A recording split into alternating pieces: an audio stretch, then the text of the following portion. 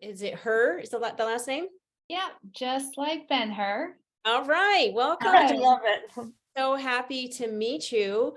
Let me see. I want to open up your screen to show where you're from here.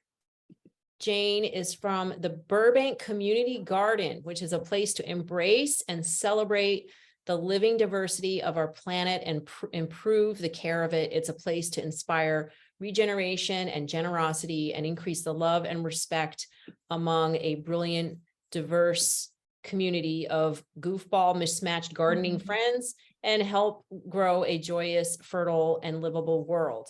And Jane is a working mom of 2 kids, 2 cats, 1 fish, 1 snake. And you have to tell us about that, and 12 chickens. She is an avid gardener, an active community member, and she's excited to talk about her backyard food growers group and hopes to inspire everyone to start one in their community. And that's what we're all about on the Neighborhood Food Network, is inspiring people to grow food in their community. And so we're excited to have Jane on as our, expert grower and community networker tonight. And if anybody has any questions, make sure to get ready to ask those. You can put them in the chat or you can unmute yourself. But Jane, why don't you go ahead and tell us about the Burbank Community Garden, is it right? Burbank, yeah, Community Garden. Why don't you go ahead and tell us about that? Yeah, awesome. Thanks for the intro, and thanks for Anne for reaching out to me. So actually, I got connected with this network through the Burbank Community Gardens. There was just an ask. I think it was just a kind of a wide ask of like if anyone wanted to come and speak to the network here. And after I looked into the network and just kind of seeing what your mission was all about, I'm actually going to be talking to you tonight about a Facebook group that I manage called the Burbank Backyard Food Growers. And it's really a network of local gardeners, food growers, and I'm just going to show you a bunch of all the different wonderful aspects of this community that has been built in terms of just the local network, connecting like-minded people, and being able to share all of our goods and knowledge and all that fun stuff. So the group is Burbank Backyard Food Growers Club. And just a quick introduction, as Zen had mentioned, so I'm Jane, working mom of 2 kids, 2 cats, 1 dog, 1 fish, 1 snake, and 12 chickens. I'm an avid gardener myself, and definitely love being an active member of the community here in Burbank. So as mentioned, I'm part of the steering committee for our local Burbank Community Gardens. We've actually have 2 sites, one that's already launched earlier this year and one that we're about to launch next year. And I'm also involved with our local schools, helping different elementary and middle schools get school gardens kicked off at the different school sites. Love being involved in any environmental and sustainable types of engagements here in Burbank. Oops, sorry. And also managing this local Facebook group of local food growers right here in Burbank. Oh, sorry about all that. So just a real quick and about the group itself. So it does live on Facebook, but there is an aspect of it that it's both online and in person. So the focus of the group, it's all things related to gardening, and food. And as of now, we have just over 2,000 members to date, mostly here in Burbank, which is just outside of Los Angeles.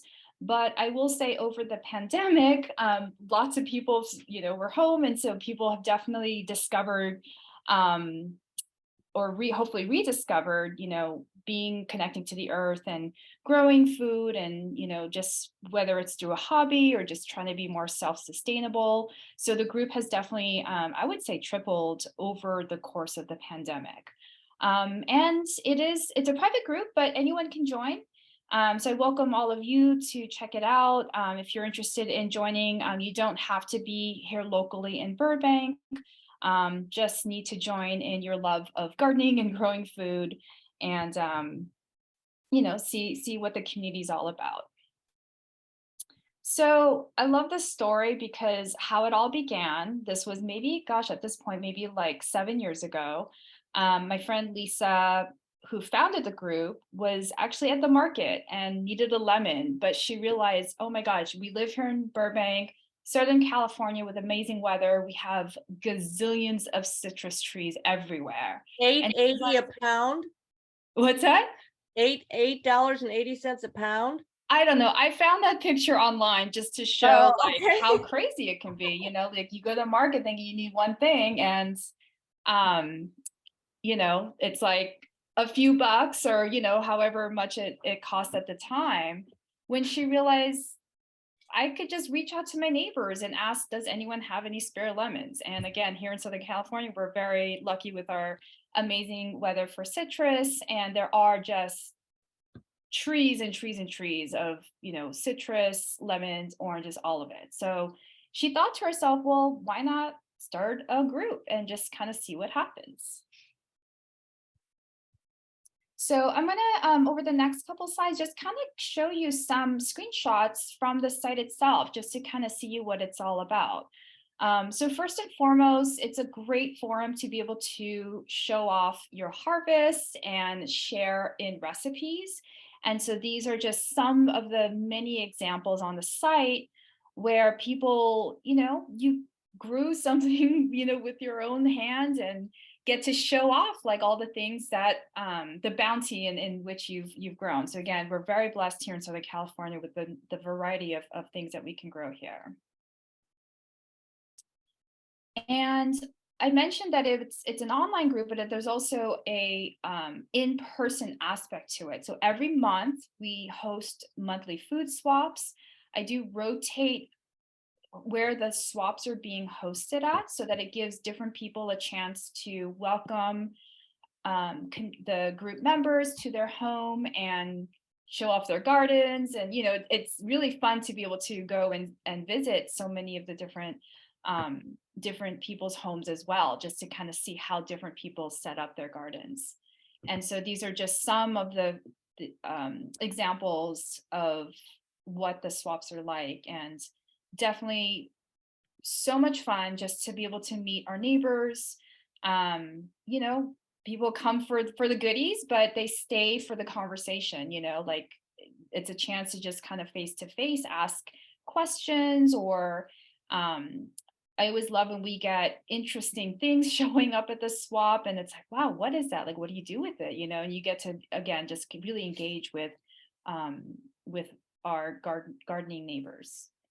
That's great. Hang on one second before you move on to the next slide. Sure. So how does it work? People put out what they have, and then do they just take whatever they want, or they take an equivalent amount? How do you work Yeah, we're very kind of loose with it. It's not like a one for one thing. We say, hey, like anything homegrown or homemade. So even if you're, let's say, a novice gardener, you're like, oh gosh, like I don't have enough to bring from the garden itself, but you know, we welcome baked goods, for example. People get very creative.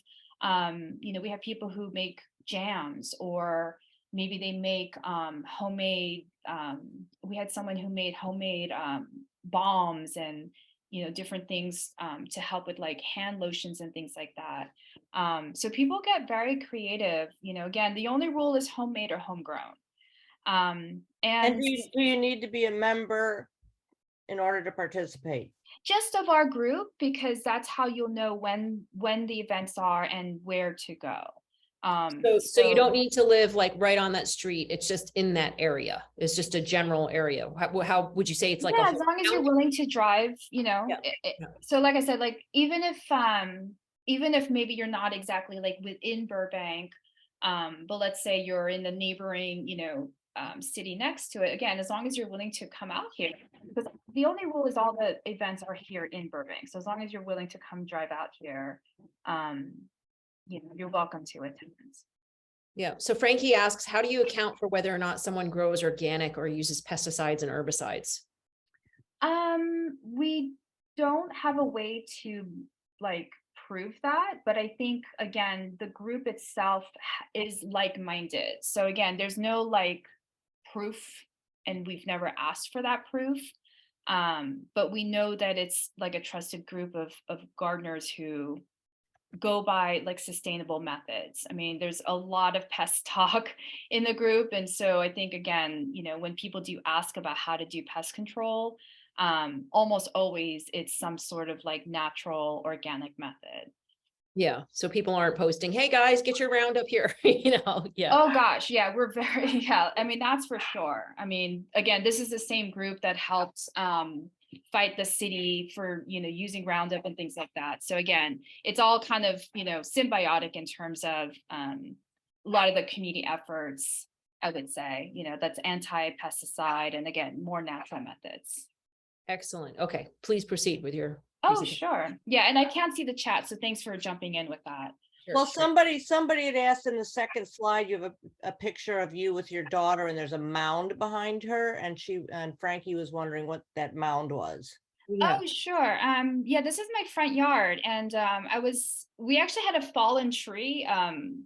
It was infected with termites, and so after we got rid of the termites, the tree itself was dead, and so we ended up cutting it down, and I sort of turned it into a natural hugelkultur mound. So I don't know if you all know what that is. Please explain for those who don't. Oh, sure. So hugelkultur is just like a method of gardening where you can use big logs of wood and layer it with all kinds of compostable items like dead leaves, sticks, and then build up to then where your topsoil is. And the idea behind that is, the wood naturally decomposes very slowly underneath, but it also will holds moisture. So I'm in Southern California, very dry out here. And so the hugelkultur method is works really well out here in terms of the few times we get rainfall, it just sort of again holds that moisture in the ground. So it's a mound that just sort of naturally happens again with this fallen tree. And I've since grown a lot of different, mostly vines that need the large space to kind of spread out from it. That's great. Okay, so there's what kind of vines growing on top? Squash or watermelon or? Yeah, I do. In the summer will be a lot of melons. And in the winter, I'll do garlic on there. So in the background, that's the hugelkultur mound. So that's where I typically will do my like winter squashes and melons, and then up front is the summer squashes. Okay, great. And yeah, so it's not black walnut, the tree. We don't want a black walnut tree that has toxins in it. So yeah, the tree was. So obviously your neighborhood does not have issues with people gardening in their front yard. My neighbor, no, not at all. In fact, if I drive around, I see a lot of front yard gardens. Oh, I wish we'd have more. So yeah, there's no permits against it. That's great. Thomas, jump on in with a question. Yeah, my question is, in my study on soil for a lot of years, I'm getting to the point where I have a little garden here in Hawaii. And what I think is missing, because I can't get, some things will grow incredibly well and some things won't grow at all, certain vegetables that we always eat. Mm-hmm. Wondering how, if you know a way to get beneficial bacteria to start thriving in the soil, because that's what is the process of giving nutrients to the plants, lacking beneficial bacteria. So I wondered if you have any ideas how to get that going. I mean, sure, I can offer some thoughts. I sort of recently learned about soil that has bacteria sort of attracts a certain food chain, but then soil that has mycelium attracts like a different type of food chain. So you might start thinking about that or looking that up. I've seen people who actually are mushroom growers, and they'll use their spent bricks and line that up in their gardens. And the mycelium just kind of naturally gets into the soil. And this one local urban farm here has done that, and they had a huge ant problem, and they found that over the course of a few months, the mycelium helped get rid of their ant issues like naturally. So I found that super interesting.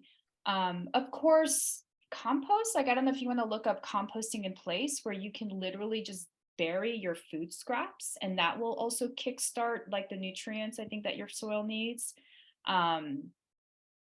So those are just maybe some ideas maybe to try without knowing exactly, sort of what your situation is. Thank you.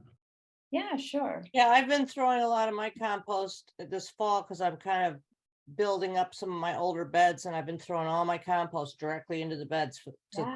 for this winter. And then whenever I'm digging anywhere else around the property, as soon as I find an earthworm, I pick it up gently and carry it over to my new bed. and keep Yeah. it. I'm like, The earthworm. Yeah. And Melissa asks, what about worm tea? Worm tea is helpful too, isn't it? With putting in the good. Oh, yeah. Yeah, if benefit you can material? either make your own or get your hands on some, but any of the composting, if you can do that at home, you can set up a worm bin pretty easily. And from that, get some of the worm castings, which is a fancy way of saying the worm food, or make compost tea out of it and infuse any of your soil that way. The winter time's also a good time for cover crops if you want to look up some like cover crop seeds. yeah, we've had a couple of talks Like about. cereal rye. Yep. Mark Dudla's on tonight. He'll talk. Oh, Mark, I good. got my Okay. cereal rye. My cereal rye is planted, Mark.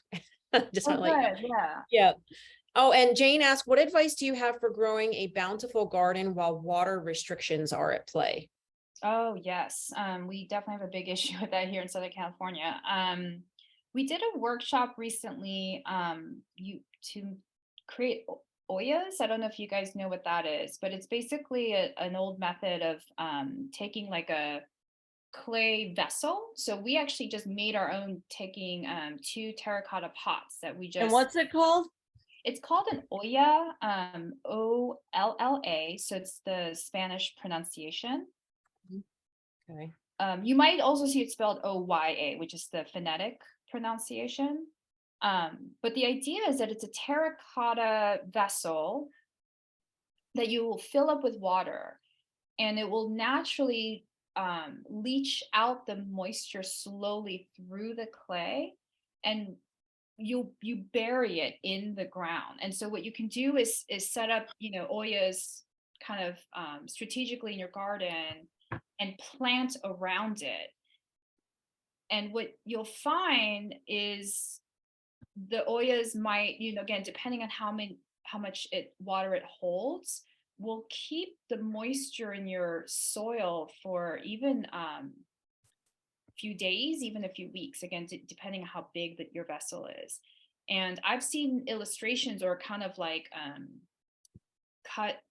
dug up images where the roots start to grow around the oya because that's where the moisture is coming from. So they're quite effective, for water wise, type of gardening. So that's one idea. Another is mulch. Like you can see that in this picture here, I've got like straw everywhere. And so the straw or any other kind of mulch will also help so that your moisture doesn't evaporate so quickly in the heat. So those are two ideas for, trying to get your garden water-wise, methods in hot zones. Really great. You can also dig like little gullies in the garden too, like permaculture people, right? They did, I forgot what they call them, swales or something. Is it called Yeah. swales? Yeah, so you Mhm. can have like a little trench so that when the rain comes down, especially a hill, you've got a little trench and that will hold rain. And so so they're asking, do you use gray water? I don't have pipes to lead out my gray water, but my analog method is just to have a 5-gallon bucket in my shower to capture that water. And it's surprising how quickly it fills up over, 2 or 3 days, and the whole 5-gallon is filled. So then I have a little watering can that I go and fill that up and use that to water the garden. So that's actually another great idea to basically, recycle your water. That's a great idea. Okay, Mark Dudla says, Thomas, biodynamic farming cover crop, shred finely and immediately mix up into top 2 inches of soil. Repeat, feed the bacteria, microbes, and you can forget about your crop. Yeah, that's kind of like I think it's sort of like a green mulch type of method. Yeah, green mulch. Yes. Yeah, Okay. great. Perfect. Great. Okay, so keep going with your presentation because we only have 10 minutes left. So Okay, awesome. Yeah, I appreciate all the questions. Yep. So let me get back to, so I think I left off here, and then the food swaps. So another aspect to our group is really around sharing, any of these goods. And so here's some examples of people who have extra cuttings or harvests, from their gardens. Here's the one I mentioned that, was making homemade bombs at home. And then we often get people who have extra mulch, or compost to give away. So sometimes like our city will, you can order a dump truck full of wood chips and mulch. It's always too much, and so a lot of our neighbors will post like, hey, I have extra mulch, so that people can go and help themselves. It also helps so that it helps dwindle down the giant mound of mulch that we often get. that's fantastic. What a great community you have. Yeah, it's really great. I think, once you kind of put the word out, I love this slide because of course it's not always easy, as we know, as gardeners. And so another aspect to it is the education piece and, getting advice, asking like, gosh, like what do I do in this situation? And sometimes just to commiserate, like, So tell us a few things of what's going on here. I see some messes, but I'm not exactly sure of what's happening there. yeah, sure. In this first one, gosh, this gardener, her above ground pool like busted open. And so it totally flooded her garden. Oh, bummer. And, she had spent so much time like building up her like beds and getting all of her seedlings in. So, this was just both a commiserating type of post, but also, what do I do now? I think her question in this particular post was like, she was like, it's time to invest in some raised beds so that it's all, above ground. The one in the middle, this particular woman is like really such a sponge. Like she just asks a lot of great questions and is always asking for advice. And so you can see in here that there's she discovered grubs. So she's, first asking like, what do I do about this? And then some of her seedlings were getting very leggy. So she was asking like, well, what do I do about that? So again, just, people being able to ask questions, and the community will, all chime in and offer help, offer support, offer advice. This last slide is just someone, with, I guess she was trying to grew this plant, this seedling straight from an avocado pit, was just asking like, what do I do with it now? So again, just a place to be able to have a safe place to, not be judged and, just be able to ask all your questions and get, I mean, some of our gardeners are like amazing and, very, very knowledgeable. So it's just great to be able to reach out to the community and ask a group of experts. That's great. Yeah. And the gardeners are so generous with their wisdom, aren't they? They just and they're so kind about giving it. Great. Awesome. Yeah. So we have Frankie said our community garden bought a truckload of compost from the city. I noticed that where the compost was not incorporated, but left in a pile, was naked at season's end, not a weed. I would have thought some weeds would love to grow there.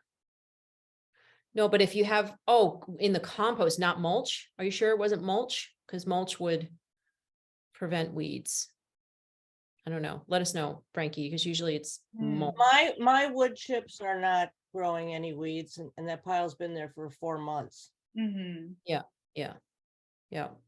All right, we'll keep going with your presentation. Go ahead. Okay, yeah, I think we're kind of getting to the end. This slide is all about, again, just that like-mindedness around being sustainable, whether it comes to being water wise. So I love all those questions, earlier, how to compost at home. So of course, keeping food scraps out of our landfills, because it's like, just blows my mind, how much food waste goes to our landfills. And here in Southern California, like there's a big trend now toward lawn conversions. I mean, you saw my front yard. So this last shot here is from a friend of mine who hosted, we called it a yard raising, kind of take an idea of a barn raising, where we had a group of people that we invited, and he talked about how to convert lawns just using the lasagna mulching method. So for anyone who doesn't know what that is, I didn't dig up the grass here at all. So we just, let the grass die. And then we ended up layering, so hence the lasagna mulching. We layered organic matter right on top of it, like went to local juice bars and got old pulp that they would normally probably just throw out, went to our local coffee shops and grabbed a bunch of coffee grounds, any dead leaves, any kind of compostable material. We just scattered all across around the lawn, and then used cardboard on top of it. The cardboard would help suppress any light getting through to help further kill the grass, and then dumped piles of mulch right on top of that. So again, lasagna, so the layers, and it's just a natural way of converting grass into as you saw in that earlier picture, into a thriving garden. Great. What a great idea. A community yard raising. Yeah, that was a very fun event, and it's educational, and and in return we asked everyone to help chip in. What you don't see off to the side is the mountain of mulch that was delivered to our house. So everyone chipped in and helped scatter everything around and get the ground prepped. Great. All right, keep going. So this is my last slide. So just some tips and advice, just for anyone who's looking to start a community-driven group within your local neighborhood. One is just to identify your own passions and what the focus of your group will be. Think of it as your own mission statement. So for us with this growers group, it really is around first and foremost food growing, but then secondarily gardening. And then just start with your friends and neighbors. Literally let the group grow organically and authentically through word of mouth. I also think being inclusive just really helps allow for different backgrounds and experience levels and cultures to be welcomed in. So one example, like I mentioned with our food swaps, is anything homegrown or homemade. And that really allows for any of our novice gardeners who are just beginning to still feel like they can come and participate. And I just want to point out, like, modeling kindness and generosity. I know you pointed out, like, gardeners, I think, just have that naturally to want to share. And I think it does go a long way in building a kind and generous community. And lastly, just to have fun and just show up for your group, and just kind of see where it takes you. Yeah. Awesome. Anybody else have any other questions? Yes. Where do you get so many cardboard boxes? And we're answering grocery stores, regular store, any kind of stores that have boxes you can get. And also on Facebook and, Craigslist even, and, places like that, a lot of people post free, next door, usually they'll have free moving boxes and stuff like that. I went behind grocery stores and they just had pallets and pallets, and I just went home and spent, I don't know, an hour or two removing all the tape. Yeah, you want to take the tape off. It's not good. That's a good tip. So maybe if you can pick stores, right, that have like some of the bigger boxes. So you might even go to your local hardware store, a DIY type store, and they're more than happy to give you their trash, basically, right? Like, so yeah. You get a refrigerator box and you can do half a garden bed with that. Yeah, exactly. Yep. And yeah, you don't have all that tape and staples and all that stuff to remove. I drove down an alley one day and there was a stack of about boxes laying upright about this wide, and they had taken all the tape and everything off. Oh, wow. I was like, I thought I was in heaven. I have a 5,000 square foot garden and I started that whole thing on lawn. Wow. Yeah. So I Yeah. needed a lot. And it's now, that was 3 years ago. And now when I dig down, it's all beautiful soil. Yeah. I mean, that's the thing. It's all made with what is considered trash, like people would normally discard all that stuff, whether it's the organic stuff or the cardboard. And that's the beauty of it. It's like, it doesn't have to be trash. And I'm actually putting down more cardboard where some of the stuff's starting to grow through, putting down more cardboard and more wood chips on top of that. Mhm, mhm. Keep it going. Keep Yep. going. Yep. So I just want to share that Valerie has said that this has been such an uplifting hour of kind people sharing their knowledge. Thank That's you. great. Awesome. Yeah, thank you, Valerie, for saying And- that. We really appreciate it. It's always a good day when you learn something new, so I hope everybody learned something new. Yeah, we thank you for being on the Neighborhood Food Network. I need to go now, but if anybody else has any other last minute questions that they want to ask, you can stay on. Yeah, I And can stay on for a couple minutes. Yeah, I can, great. I would love to Sam? stay on because I love having question and answer period. great, okay, So so, I will be in charge, folks. okay. So, Anne has, wait, let me just make sure I'm gonna make you co-host host. How do I do- Oh, yes, and while we're at it, I will put I wanted to let people know that I'm actually going to be redesigning the website, but it won't be for a while. It's taking longer than I thought. But Mark Dudla, talking about cover cropping, is and Jane, you may be interested in this, is building crimpers. Like I planted 8 beds with organic cereal rye, and in the spring, when it gets to a certain area, it needs to be crimped down. Obviously, he has a huge organic regenerative farm and does it with a machine, but he's going to build for free, just for the cost of shipping, crimpers for anybody who wants them to do in their beds. And he wanted to know how many crimpers, and I don't think we've had any more, Mark, but I will look that up and I will send that to you. But I'm going to put the link up here if anybody's interested in getting a crimping tool. And I will put it right here in the chat. Okay. Does anybody else have any questions specifically for Jane? I see one from Jody about how do you keep ants out of a small food scrap bin, and can you recommend a small backyard compost? I think if I understand your question correctly, the small food scrap, I'm assuming the one that's inside on your countertop. If that's the case, one thing I would recommend if you have space in your freezer is to freeze your food scraps so that you can collect more throughout the week, without risking any pests coming inside your house. And I know, I'm sure freezer space is not always easy to come by, but that's a really good way to store your food scraps until you're ready to bring it outside. Mine was fruit flies. Yeah, I just learned to sometimes live with them. Every night before I have a 3-gallon bucket because I use a lot of vegetables and I make smoothies every morning. Sure. Anyway, I would go in there before I'd even touch the bucket. I'd go in there with my vacuum cleaner and turn it on and suck up as many fruit flies as possible. And I kept them under control, sort of. Yeah, it's tough when they're inside. I mean, for me, I try to keep my food scraps in the freezer and or take it outside more frequently. Because I keep my compost bins outside. So I would also make a mixture with boric, I don't know the exact formula, boric acid and sugar, the areas where they were coming in, and that would pretty much keep the ants away. Yeah, I had a friend that used just tons of baking soda. Someone had a suggestion about using DE, diatomaceous earth.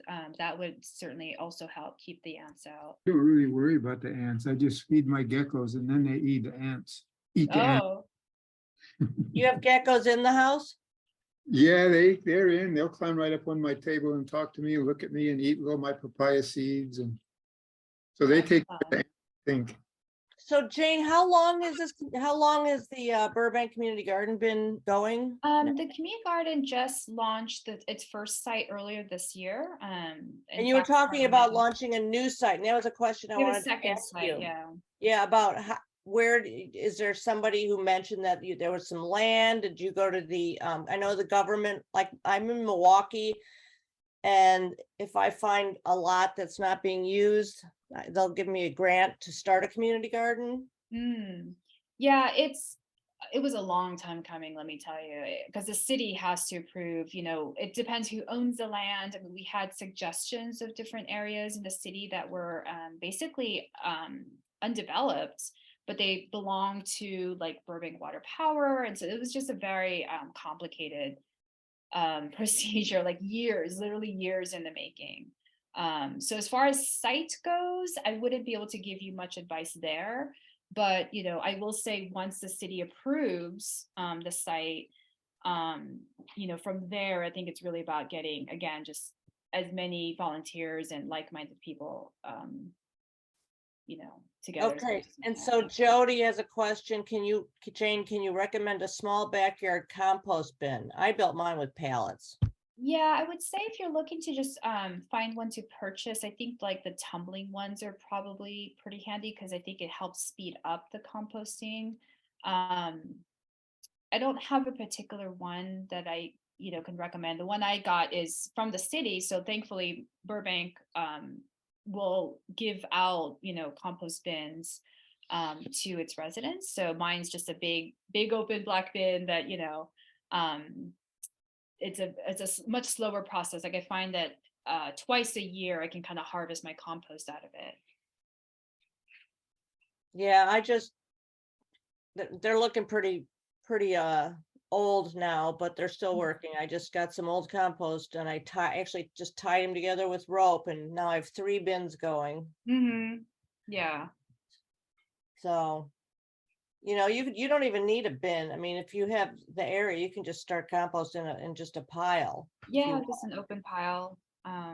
Yeah, I think it's all I mean, I'm sure composting is a workshop for another day, but in general, just think of it as 4 elements. So it's your greens, which is your food scraps, browns, so that's very important. Any dried leaves, dried grass clippings,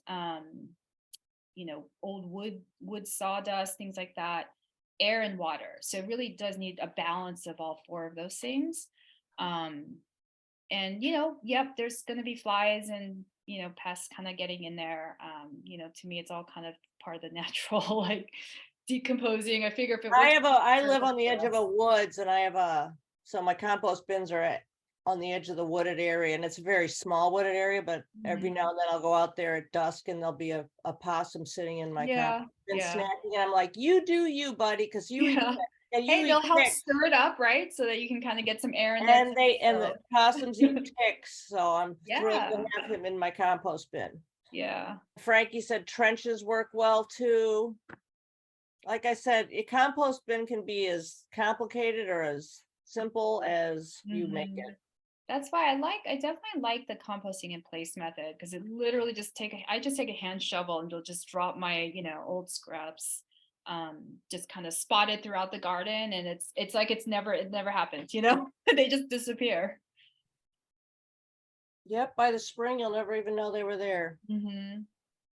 All right, well, does anybody else have any questions? If not, we'll kind of wind down the call. Oh, actually, I was going to let everybody know that I did an article. I sent out an email about it. If anybody had seen it, it's a very simple article. I'm sure there's a lot more information about it, but this time of year, it was. Let me move this stuff before I share the screen. Fall leaves. Just compost those fall leaves. My street right now, I found out that Milwaukee alone hauls 15,000 tons of leaves to the landfill, which a local company, and I'm sure a lot of you have probably heard about them because I think they sell throughout the United States, Purple Cow Organics. They take these leaves and they compost them and then they sell them back to the public. So these pictures right here, this picture right here, I just took. This is right across the street from me. Now, all my leaves, I basically went over them once with the lawnmower with just the mulching blade on, and the second time I went over it and I sucked them up into the bag. And I also used I had a leaf blower that is also a vacuum with a mulching blade, and then I covered up all my garden beds with leaves. And here's, a wire bin you can use. and the spring, when I moved those mulch leaves away, the soil underneath in that spring was just moist and it looked vibrant and black, so don't waste the leaves. And you can also see there's some leaves like a horse chestnut and oak that you should limit the use in your to make your leaf mulch. And I don't think you're showing your photo. We're seeing, I think it looks like a login to the Food Network or Neighborhood Food Network. Oh, really? Okay. A different screen. I'm sorry. I mean, I was able to visualize what you were showing or talking about, but. Can you see it now? Oh, yeah. Okay, so yeah, so this is, like I said, this was my name. This is where I took this yesterday. Mm-hmm. And Yeah, this is all up and down my street. So, and there are some people on my side of the street. I've seen them out there shoveling up everybody's leaves because it's a no one's gonna complain if you shovel up their leaves. No, I had a neighbor across the street who was mowing his lawn this summer, and he was putting all the grass into a plastic bag. I said, "What are you doing with that?" He goes, "Well, I'm just gonna put it out for the city." And I'm like, "Do you spray?" And he goes, "No." I said, "Well, then I'm taking all your grass." Mm-hmm. That's a good catch. That's a good find. So, yeah, and like I said, here's a very simple wire leaf bin that I did one year. But this year last year I've just put them on top of I shredded them and put them on my beds. They're going to break down faster if you shred them. Full leaves could take a couple of years, and you want to avoid waxy type leaves because they will also shed the water off and they'll take a lot longer to degrade. But leaves are a great source for everybody. And like I said, I put it's the latest blog that I have posted. That's great. On the website. So that was all. Oh, and then I also wanted to show everybody, this is my little experiment. This is my orange hat tomato that I'm growing 4 of these in my basement, and they're starting to flower, and these supposedly will only grow to be 9 inches high and should be loaded with tomatoes. So wow, doing a little experiment of trying to grow tomatoes in the winter in my basement. I love it. My laundry room has it's all set up with grow lights and everything. And that's great. So yeah. So does anybody else have any other questions for Jane? If not, we're going to call it a night. And that's great. Well, it's nice to meet you all, and thanks. Nice to meet you. Oh, one other thing, somebody was asking, I think somebody was asking about the snake, and it was a corn snake that Jane had. Yeah, it's a little corn snake. And I was looking it up last night after you emailed me back, and apparently they get mistaken for copperheads, and they're completely harmless. How big is your snake? Because I saw pictures where they were like a couple inches long or a couple feet long. Yeah, no, ours by now is maybe at least 24 inches, maybe about 2 feet plus. So here's pictures of the corn snake that Jane has, which I think is great. Ours might even be an albino. I think when we got it as a gift, so I think it's considered an albino corn snake. She's got still like orangish, reddish skin patterns, and she's got red eyes. Anyway, I love snakes. I told her the story about where I used to live. I had snakes out probably twice a month. I found snakes inside my house, and I just carry them outside. Because I was living in the country and I figured I was in their territory. So as long as they weren't poisonous. But yep, we have to live with nature, not against it. Co-inhabit. I love it. Well, I gotta run, Anne, but thank you so much for well, I think we're gonna close the call down now. Thanks everybody. Thank you everyone we'll for being see here. you next week. All right, thanks. Bye. All right, bye-bye everybody.